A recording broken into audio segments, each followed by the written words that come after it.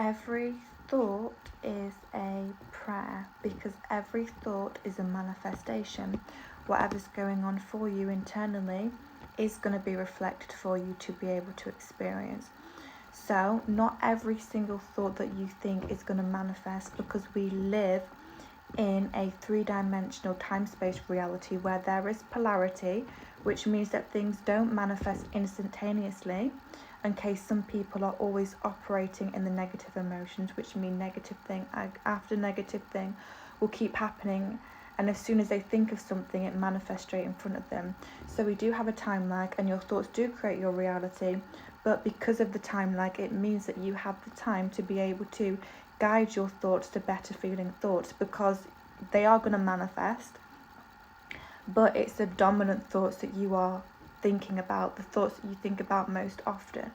So you have to realize that the thoughts, of course I understand as well that people, they have OCD and stuff like that and everything else, and again I want to mention that that all comes from fear. Like, your inner child within doesn't feel safe, so it's saying like to do all this stuff, and it's like keeping that inner child in a state of fear. So that's why we get, OCD and everything like that, is because we don't feel safe within our own bodies. The inner child doesn't feel safe within their own body.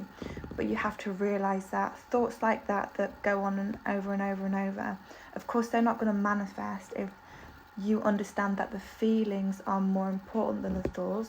But what I'm saying is your thoughts do create your reality. And of course a person, I don't know the specific amount, but they have thousands of thoughts every single day, and of course not every single one of them is going to manifest. But if you guide your thoughts to better feeling thoughts, then you can train your brain to think the thoughts that you want to think more and more, even if at the start it seems very whimsical, very confusing for you, because your brain is telling you that it's not true. If you program yourself with the thoughts that you want to think, then that is another way of you becoming aware with those thoughts, and they will manifest. An example is speaking affirmations, speaking out aloud the kind of thoughts you want to have, the experiences that you want to experience, writing them down, reading them when you're writing them down. Even if your brain is telling you something different while you're speaking it and writing it and reading it, the more that you do that, the more that you are actually programming yourself and going against the ego, because your higher self is the one that is speaking what it wants to happen, writing what it wants to happen. It's just the ego that wants to keep you in doing things the way that you have always done things. Hence saying, well, that's not true if you say something that you want to happen.